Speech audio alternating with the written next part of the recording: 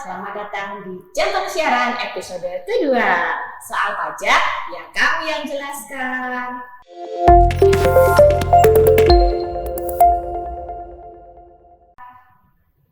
Assalamualaikum warahmatullahi wabarakatuh.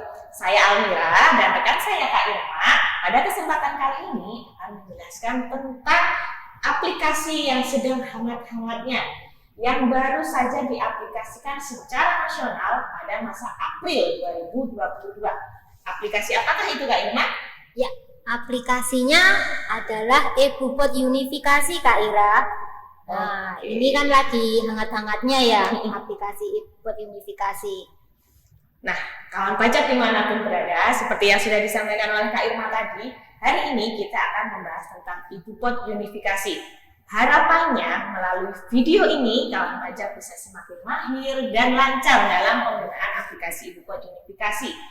Nah, ada beberapa poin utama yang akan menjadi pokok bahasan kita kali ini. Yang pertama, apa itu aplikasi e-Bupot Unifikasi? Yang kedua, SPT apa saja yang disediakan atau yang bisa dirangkum dalam e-Bupot Unifikasi? Yang ketiga, itu adalah menu-menunya nih yang ada di e-Bupot Unifikasi ini apa saja. Dan yang terakhir adalah batas waktu atau jatuh tempo pembayaran dan pelaporan SPT dan e-Bupot Unifikasi. Nah, sebelum kita masuk ke pokok yang utama, kita perlu juga ketahui nih kawan pajak, ada latar belakang dari Direktorat Jenderal Pajak untuk membuat aplikasi e-Bupot Unifikasi ini. Tujuannya DJP ini ingin memberikan kemudahan untuk kawan pajak semua. Kemudian ada keinginan juga untuk memperoleh data yang valid dari pelaporan SPT kawan pajak. Dan yang terakhir tentu saja one stop application, di mana kawan pajak cukup mengakses satu aplikasi untuk berbagai SPT. Satu SPT beragam kemudahan, itulah e-Bupot Unifikasi. Ya, oke Kak Ira, ibarat kita menjalin sebuah hubungan ya, maka tak kenal maka kita tak sayang ya. e-Bupot Unifikasi itu apa ya Kak Ira? Kak Ira tahu enggak e-Bupot Unifikasi kenapa kok dibuat? Aduh, kalau dibuatnya ya itu tadi Kak, kemungkinan untuk memberikan kemudahan ya untuk kawan pajak semua. e-Bupot Unifikasi itu merupakan perangkat lunak yang disediakan Direktorat Jenderal Pajak di DJP Online. Nah, itu gunanya kita membuat bukti potong, terus mengisi SPT dan melaporkannya di e-Bupot Unifikasi. Jadi itu e-Bupot Unifikasi berisi beberapa SPT PPH Kak Ira. Gitu. Oke, ini udah giliran saya nih. SPT PPH-nya apa aja itu Kak Ira? Oke, baik Kak Irma. Untuk SPT unifikasinya dalamnya ini apa aja? Berarti kita udah masuk ke materi kedua nih kawan pajak. Tadi Kak Irma kan sudah kenalan dulu ya dengan SPT atau e-Bupot Unifikasi nih. Kenalan e-Bupot Unifikasi itu apa? Nah, yang kedua kita mulai penjajakan atau pendalaman tentang apa saja sih SPT yang disediakan di menu e-Bupot Unifikasi ini. Jadi SPT yang bisa kawan pajak akses di e-Bupot Unifikasi itu ada SPT PPH pasal 4 ayat 2, kemudian SPT PPH pasal 22, 23 dan pasal 15. Tidak termasuk SPT PPH pasal 21. Jadi untuk SPT PPH pasal 21 itu masih harus kawan pajak akses sendiri di aplikasi iSPT, masih terpisah ya. Harapannya nih ke depannya SPT PPH pasal 21 juga bisa jadi satu rumah jadi di e-Bupot Unifikasi ini gitu. Nah, perlu kawan pajak ketahui juga nih, siapa saja yang bisa mengakses e-Bupot Unifikasi. Jadi dalam Perdirjen nomor 24 tahun 2021 yang bisa menggunakan atau mengakses iSPT atau e-Bupot Unifikasi ini adalah wajib pajak, pemungut atau pemotong selain instansi pemerintah. Nah, kenapa selain instansi pemerintah? Karena untuk instansi pemerintah sendiri itu sudah disediakan e-Bupot sendiri, namanya e-Bupot instansi pemerintah. Jadi kalau untuk selain instansi pemerintah mau membuat bukti potong yang terdiri atas 4 ayat 2, 15, 22 dan 23 itu mengaksesnya menggunakan e-Bupot Unifikasi. Nah, Bagaimana cara mengakses e-Bupot Unifikasi? Pastikan kawan pajak sudah memiliki sertifikat elektronik. Nah, sertifikat elektronik itu apa ya? Nah, itu harus dimiliki oleh wajib pajak yang akan mengakses e-Bupot Unifikasi. Nah, bila kawan pajak statusnya sudah PKP, tentu sudah familiar ya dengan sertifikat elektronik ini. Kawan pajak yang statusnya PKP tinggal download aja, nanti tinggal diinstal di browsernya. Tapi bila kawan pajak belum terdaftar sebagai PKP, maka kawan pajak harus mendaftar sertifikat elektronik lebih dulu di KPP terdaftar. Jadi daftarnya harus di KPP terdaftar ya? Iya Kak Ira. Oke, nah ini tidak terasa nih kawan pajak, Kak Irma sudah menjelaskan tentang hal yang perlu dipersiapkan kan tadi untuk mengakses e-Bupot Unifikasi. Nah, saya di sini akan membahas tentang materi inti. Di materi inti atau materi ketiga ini saya dan Mbak Irma nantinya akan menjelaskan menu-menu apa saja yang disediakan di e-Bupot Unifikasi. Nah, begitu kawan pajak tadi berhasil login ke e-Bupot Unifikasi, bisa mengakses, kemudian nanti pajak akan dihadapkan pada 4 menu utama. 4 menu utama itu terdiri atas dashboard. Menu ini, di dalam menu ini kawan pajak bisa melihat arsip dari SPT yang telah berhasil kawan pajak laporkan. Nah, yang kedua itu adalah menu pajak penghasilan. Di menu ini kawan pajak nantinya akan membuat bukti potong, kemudian pembuatan bukti potong itu pun ternyata ada 2 cara, yaitu dengan cara key-in ataupun metode impor Excel. Jadi di dalam menu pajak penghasilan ini masih ada 5 submenu yang disediakan, yaitu adalah PPh yang di-store sendiri, PPh pasal 4 ayat 2, 22, 23, dan 15. Kemudian di submenu yang ketiga ada PPh non-resident. Di menu yang keempat adalah impor data PPh, dan yang terakhir adalah menu posting. Tadi kita masih membahas tentang menu utama yang kedua. Di menu utama yang ketiga ada menu yang namanya SPT masa. Di menu ini ada 2 submenu juga. Jadi nantinya adalah perekaman bukti bayar, kemudian yang kedua adalah penyiapan SPT. Selanjutnya menu utama yang terakhir adalah pengaturan. Walaupun ini menu yang terakhir, tapi di menu ini harus kawan pajak tuju pertama kali. Kenapa? Karena begitu berhasil login, kemudian bisa mengakses e-Bupot, kawan pajak harus melakukan setting penandatangan bukti potong dan penandatangan SPT. Kurang lebih seperti itu sih kawan pajak. Menu-menu utama tadi seperti itu. Nah, untuk submenunya nih, bisa tolong dibantu nih saya Kak Irma, apa aja nih? Saya coba beri sedikit penjelasan satu persatu mengenai submenunya ya Kak Ira ya. Nah, di submenu pertama yaitu PPh yang di-store sendiri. Biasanya digunakan untuk merekam transaksi atas PPh yang pemotongan atau pemungutannya di-store sendiri. Nah, contohnya seperti PPh pasal 4 ayat 2. Nah, bisa juga atas jasa konstruksi ya contohnya itu.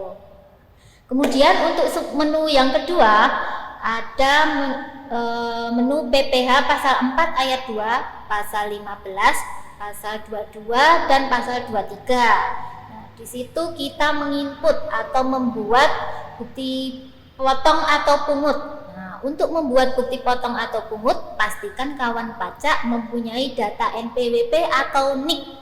Nah, jadi bisa lagi NPWP 00 ya, bisa ya Kak? Sudah tidak bisa menggunakan NPWP 00. Jadi pastikan kita sudah memiliki data NPWP ataupun data NIK bila lawan yang dipotong atau dipungut itu tidak mempunyai NPWP Kak Ira. Oke. Terus untuk menu ketiga itu ada PPh non-resident. Nah, digunakan untuk WP luar negeri yang atas penghasilannya dibuatkan bukti potong atau bukti pungut. Kemudian ada menu yang keempat yaitu impor data PPh. Seperti yang sudah dijelaskan di awal tadi, bagi kawan pajak yang memilih membuat bukti potong atau bukti pungut dengan metode skema impor, biasanya ini digunakan bila data bukti potongnya banyak Kak Ira. Nah, mungkin ratusan. Nah, Kalau itu nginput satu-satu kalau capek ya Kak ya. ya, kalau nginput satu-satu kan mungkin agak kerepotan, maka kita gunakan metode skema impor ini. Nah, file impor ini kita bisa download di menu iBookpot-nya. Oke, berarti sudah disediakan ya Kak ya di menu nanti iBookpot kita tinggal unifikasinya. download dan diisi sesuai formatnya, kemudian lakukan impor. Oke, untuk keistimewaannya nih Kak, untuk skema impor ini apa nih keistimewaannya? Untuk keistimewaan impor ini, kawan pajak bisa mengisi tanggal mundurnya Kak Bisa Ira. backdate berarti ya? Backdate, ya betul. Karena kalau kita input dari menu iBookpot-nya langsung kan kita nggak bisa tanggal mundur tuh. Tanggalnya pasti saat kita buat, input itu ya berarti ya Kak ya. Betul, gitu. Dan ada menu yang terakhir yaitu posting. Nah, menu posting ini digunakan untuk memasukkan data bukti potong atau pungut yang telah diterbitkan ke dalam SPT masa PPh unifikasi. Ini baik menu key-in ataupun impor Excel. Oke, postingnya dari Ya. menu itu tadi. Iya, ya Kak Ira.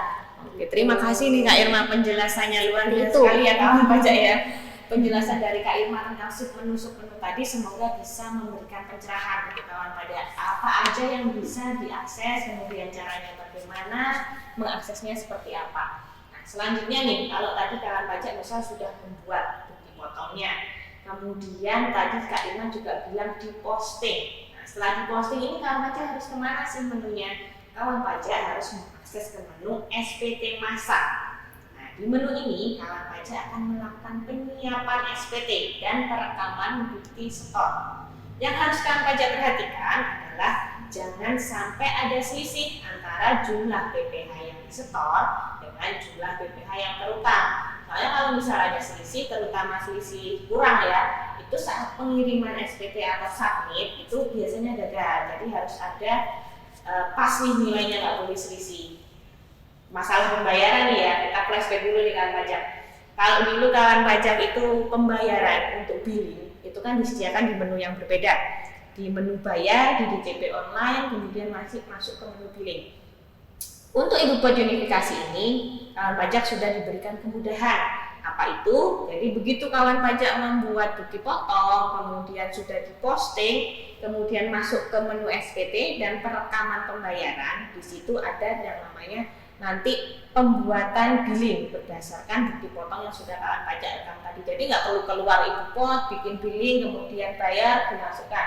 Jadi billingnya udah langsung dibuat di menu iBookpot unifikasi. Nah ini juga tujuannya apa? Tujuannya untuk meminimalisir kesalahan kawan pajak dalam pembuatan billing. Kalau dulu misal kawan pajak udah waktunya mepet, bikin billing salah, masih harus PBK, jatuhnya nanti kan penyampaian SPT-nya terlambat. Nah harapannya dengan adanya pembuatan billing dari iBookpot unifikasi, kesalahan yang dibuat juga semakin sedikit, pelaporannya juga nggak akan terlambat nih kawan pajak. Nah, selanjutnya nih Kak Irma, kalau tadi kita kan udah kenalan dengan submenu, Ya. kemudian kita juga posting, kemudian SPT-nya sudah disiapkan, kan kita lapor nih.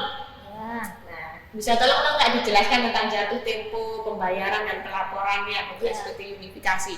Ya, jadi ketentuan untuk jatuh tempo pembayaran atau pelaporan SPT masa PPh unifikasi itu masih sama Kak Ira dengan ketentuan lama. Bila kawan pajak terlambat lapor SPT, maka akan dikenakan denda berdasar pasal 7 UU KUP Kak Ira.